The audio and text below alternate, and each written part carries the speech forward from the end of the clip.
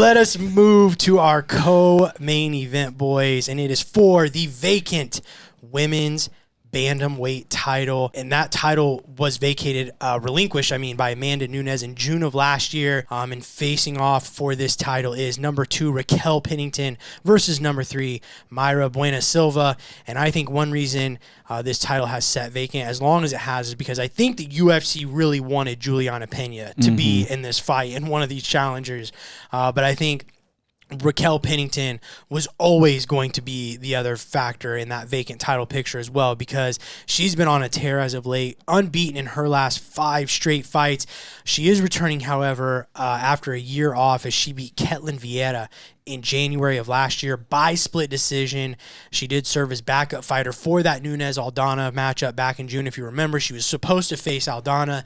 They canceled that fight because Nunes needed an opponent. We all thought it would be Pennington, and then they ended up the streak she was they ended up throwing Aldana in that fight instead.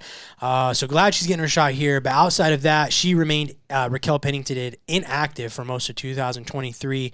Her opponent Mayra Bueno Silva had a little bit more of an active year. She last fought in July of last year, where she defeated Holly Holm by second round ninja choke. However, a month later, she was flagged for a banned substance, one that she claimed to had been prescribed for her ADHD. It was Ritalin. Yeah. Was that what it was? Okay. However, the fight with Holm was overturned still to a no contest. Kind of sucks. I'm glad they didn't punish her for that, right, at least in terms of promotionally, right, like where she was in the rankings. So with that, who do you guys see taking this? Brandon? Yeah, so I'm really leaning Silva here. I obviously don't put stock into the whole banned substance. I understand there's rules, but I just don't think that was something that really played into the fight itself. And Holly Holm and Raquel to me are very similar in terms of their ability to utilize clinch work and cage work especially. And Silva, like, she seemed to struggle with that a bit against Holm, but then she eventually found her way with that ninja choke. I think something very similar is going to occur here. So for me, I'm leaning Silva. I'm going to take her.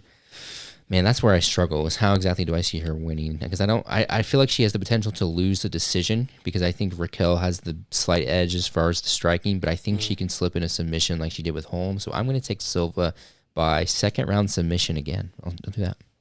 All right. Oh, yeah, you're good. Yeah, it's me. This is tough because Pennington not only has a lot more experience than Silva, but she also has been in there with some of the absolute best female fighters the sport has really ever seen, including Amanda Nunes, and that definitely is worth something in a big title fight like this. But I think right here and now in this matchup, I have to go Silva too, and a lot of that is I just feel like she has more ways to win this fight. Pennington is at her absolute best when she's using combos, coming forward, and then initiating the clinch. She's very good at it. But when that plan doesn't work, she can kind of just struggle a bit and just get stuck out in the middle and get kind of beat up at times, because she is someone who will take damage to give it. But the problem is we just haven't seen her really finishing fights either as of late, and Mayra has an excellent clinch game as well. We saw both of her previous opponents attempt to use that, as Brandon said, even with Holly on her, and she did really good dealing with it, and it actually is what led to the submission win over Holly.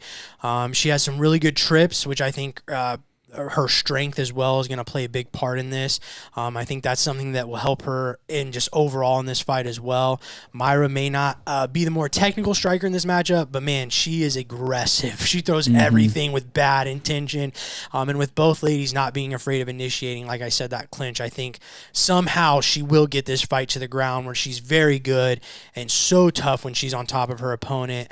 And I think she will submit Raquel Pennington, let's say by third round. I'm going to go third round submission. Another thing I did slightly consider as well is Raquel is also a new mom, right? And we've heard, which is a big reason why I think she took a lot of last year off, but we've heard several fighters and coaches say that does change a fighter, for better or worse.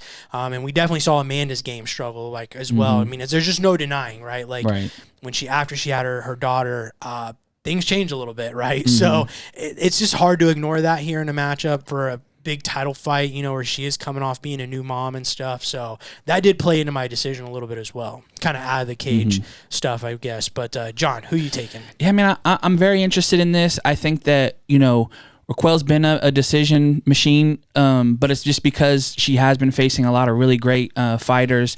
And I do think there's maybe something a little to Silva's, lack of more fights and just being hungry and haven't got to that mountaintop yet, and this is her chance to do it. I do agree with the aggressiveness. I think she can land big shots and kind of slow down Pennington from trying to really work for it, because I think Pennington's going to know, there's danger of getting finished by somebody like Mayra Silva. And I think that because of that, she needs to stay on her and not give those openings. But when you do that, you could also walk into something.